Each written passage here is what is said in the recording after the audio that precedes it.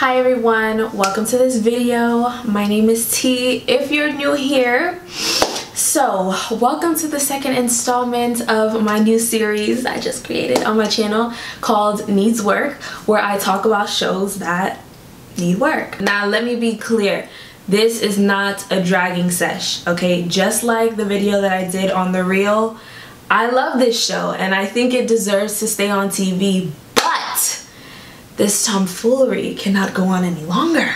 So for me, Grownish has and will always have a special place in my heart because I feel like this is the first relatable coming of age story for my demographic. I mean, yeah, we have Insecure, and you know what? Shout out to Insecure, season 4 is coming, and yeah, I'm gonna get all up in that ass too. But yeah, with Insecure, it was and still is a cultural phenomenon, and as much as I love that show, that's not my generation. The median age on that show is like, what, 30? So when I found out Grownish was coming out, I was like, oh, say less. But I think because I was just so excited to have representation that I just turned a blind eye to the confusing plot and the poor character development and the overall lack of flavor.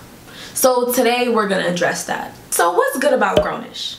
So much, right? So much. And let's start off with the soundtrack. Straight fire. Everyone's beautiful. They're also all light-skinned, but oh, that conversation is coming. The humor is on point. I don't care what y'all say, I think it's funny, okay? It's Gen Z humor, alright? It's very dark, it's very dry, it's very vulgar. It's meant to appeal to the younger generation, so if you don't like it, you're probably just old.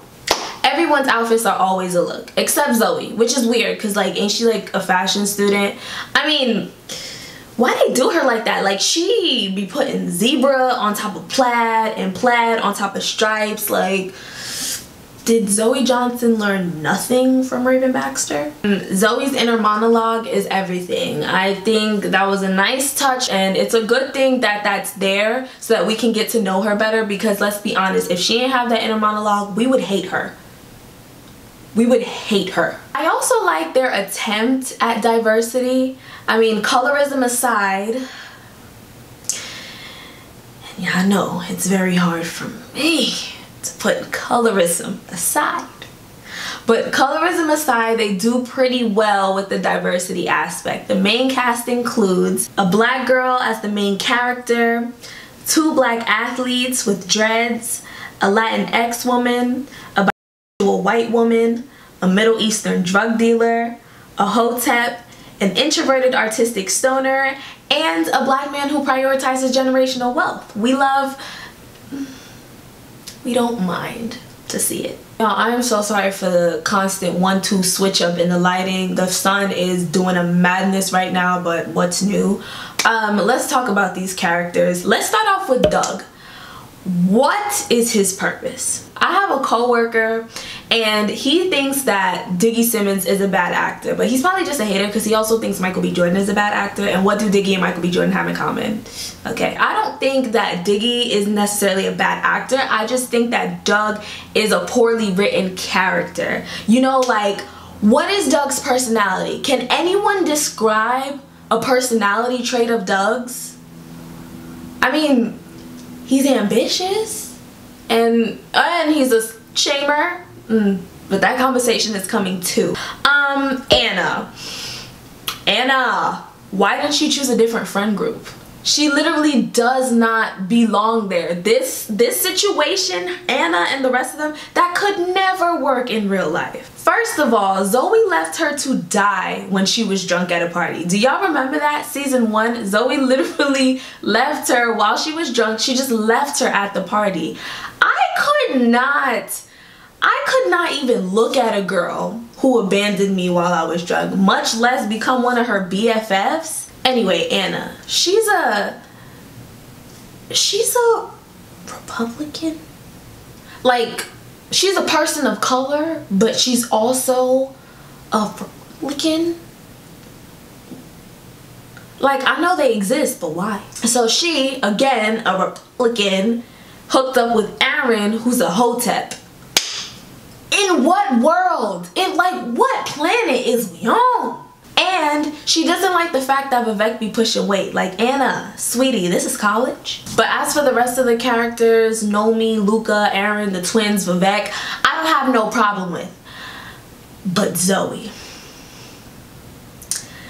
Zoe Narcissist Johnson. Zoe is so selfish, which is kind of forgivable because she's young and she's pretty and she grew up in a middle class household. Not excusing it really, not saying it's okay. I'm just saying that most people who meet those qualifications tend to have a selfish phase. That's just a byproduct of the superficial society that we live in. But coming from a person who shares a lot in common with Zoe Johnson, the character, let me say, at some point, you gotta grow up. Where is Zoe's character development? She has been the same narcissistic, self-centered, good intentions, bad executions ass character for 3 seasons now. 3 seasons! And she still has friends? And she still has men who are lusting after her? Again, what planet is we on? And there's not a healthy conflict to resolution balance, if that's a thing. So for example, remember when Zoe and Jazz got into it? And they got into it because Zoe saw Doug, who was Jazz's boyfriend, at a party without Jazz. Zoe thought Jazz would be mad that Doug was at the party without her, so she contemplated telling Jazz about it. She eventually did not tell Jazz about it. Now, Jazz was actually not upset that Doug was at the party without her, but because Zoe thought she would be upset and still didn't tell her, now Jazz was actually upset at Zoe. And then they got back to the house and before you knew it, everybody was mad at Zoe and it caused her to have a panic attack. Oh my goodness. The situation itself, like the problem at hand, was so stupid and so adolescent to begin with, but they made it a big ass deal. They, meaning the writers. For all that hoopla, you would expect the resolution to have its moment, right? Like, for all that they gassed it up to be and for all the time that it took up for them to have that fight, you would expect the resolution to have its clear moment. But no, there was no I forgive you moment. There was no let's hug it out moment. It's just like in the next 2 episodes, they were magically friends again. Another example, her relationship problems. Oh my goodness. Zoe's relationship issues, they just seem like they ain't never going to end. And you can't do it. I can't. You are stressing me to hell. So the first season, there was the whole, who is she gonna pick, right? Is she gonna pick Cash? Is she gonna pick Aaron? Is she gonna pick Luca? Cool! No problem. I liked that part of it in the first season, right? And they made that whole decision, that whole love triangle, hexagon, whatever, they made it such a big deal. So much of a big deal that it carried the whole season and they centered the entire season finale around that decision. Again, that ain't no problem. I'm not mad at that. But after she chose Luca, for the amount of stress that they put us through, that relationship should have been everything we were waiting for and more. But it wasn't. It wasn't. It was a trash ass relationship that was ruined by Zoe's insecurities and her selfishness and her indecisiveness. And it was cringy too. Like, oh my gosh, how did I go from rooting for Zoe and Luca, and I mean rooting for them hard, I was team Zuka to the end. How did I go from that to saying, oh, yeah, we might as well just cut the cameras, dead ass. And then she was mad at Anna for hooking up with Aaron, even though she claimed to be over Aaron. The reason she was over Aaron was because she chose Luca over Aaron. But then she kissed Aaron at the airport the day after her and Luca broke up. And then she flaked on Aaron when he needed her help to get a job because, again, she's selfish. And I just want to know, what did you gain? What did you gain, writers? It's not like I'm mad because like I'm a huge Luca fan. Like, you know, Zoe and Luca, they just have to be together forever. And no, I'm upset because these writers got us mad invested in Zoe and Luca. They hyped this relationship up. They dragged it out for a whole season and a half. And we still don't know where this girl's head is at? What did you gain? How is this propelling the plot? And yes, I understand this question might be answered by the end of season 3, but that is a long ass time to wait. We shouldn't have to wait that long, especially considering they speed through every other topic in this show.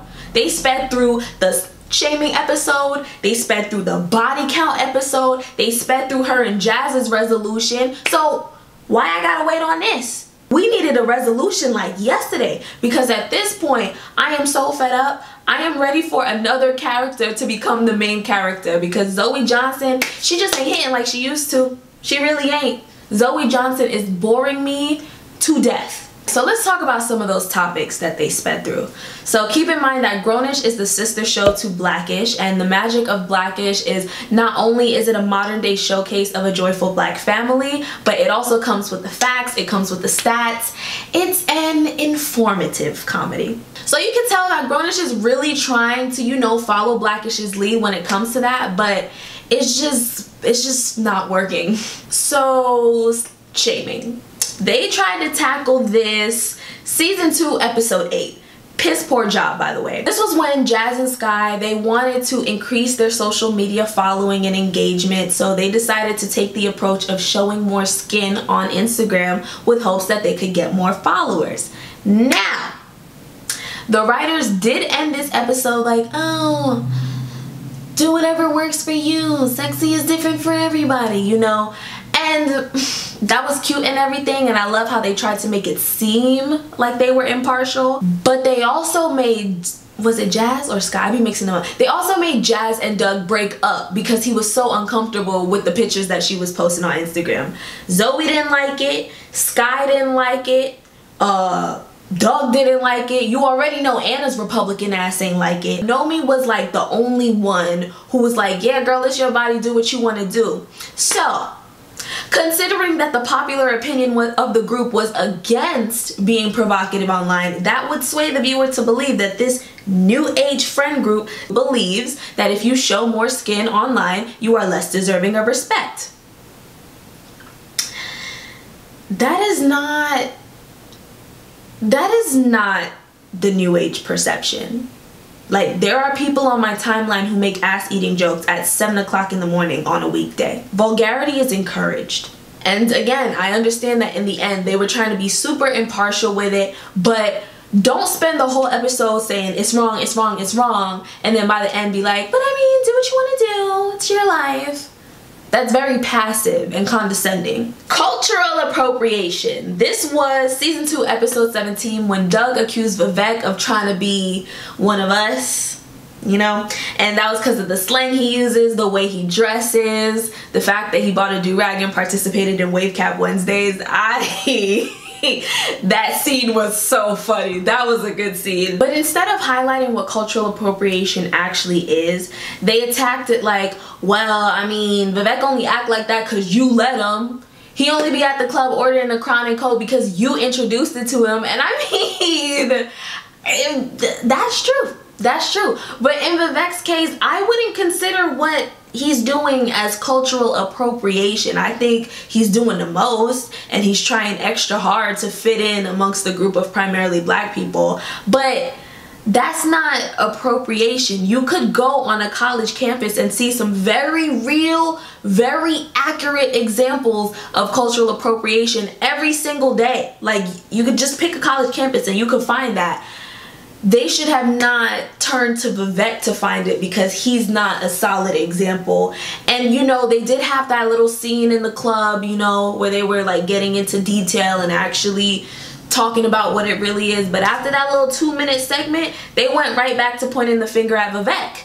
And again, Vivek is not the problem. What he's doing is not the problem. It's annoying, but it's not the problem. I could keep going on and on about this, but those are just a few examples of how they pick a hot topic and very quickly go absolutely nowhere with it. They did do a good job on the mental health episode though. I will say that. That was a good job. And they also did a good job on the interracial dating episode with Sky and Rodney. Oh my gosh. Now let's talk about skin tone. So obviously there are no dark skinned characters in the main cast. And it does feel like they threw Ryan Destiny in there as a token. You know, they heard that we was saying, okay, everybody passes the brown paper bag test, where's the dark skinned people, and they just threw her in there. But baby, you gonna have to come better than that. Her character is like the female Doug. Extremely attractive, and I understand that she's somebody's partner, but other than that, what is her purpose? And can we get somebody a little bit thickums on that cast, or a lot of thickums? I don't mind. Either way, I'd love to see it. Alright, so let's wrap it up. Let's pull it all together. What are the things that I would like to see changed in the upcoming episodes and seasons of Grownish? Number one, I would like to see a clear resolution for every conflict. Please. Number two, I would like to see Zoe grow up and stop being a selfish little crybaby about everything. I'd also like to see her make up her mind about which man she wants, or if she wants a man at all. Like, she really needs to figure it out. She can't keep dragging everybody into her mess, because at this point it's getting exhausting. Number four, I'd like them to address real world topics with real world emotion. They do a good job with citing their sources and inserting facts and articles and all of that stuff, but the emotion, the feeling, see, that's the flavor, that's the sauce, and that's what's missing. And lastly, I'd like to see more skin tone and body size diversity. Yeah, that's about it. You know, again, this show is good. I like this show, okay? It's a good show that deserves to stay on TV, okay? So I'm tired of people saying that it's a bad show. Stop lying. We're only 3 seasons in, so this show has more than enough time to redeem itself, and I have faith in them. So yeah, shout out Yara Shahidi, shout out Kenya Barris, Larry Wilmore, the creators. Shout out to all of the actors. We know that y'all are just doing the best that you can with the tools that you've been given. We are not upset at you. So thank you guys so much for watching this video, especially if you made it to the end. Go ahead and leave your opinions down below. Give me a thumbs up or a thumbs down, however you're feeling today, and of course don't forget to subscribe. Yeah, thanks again for watching, guys, and I'll catch you later. Bye.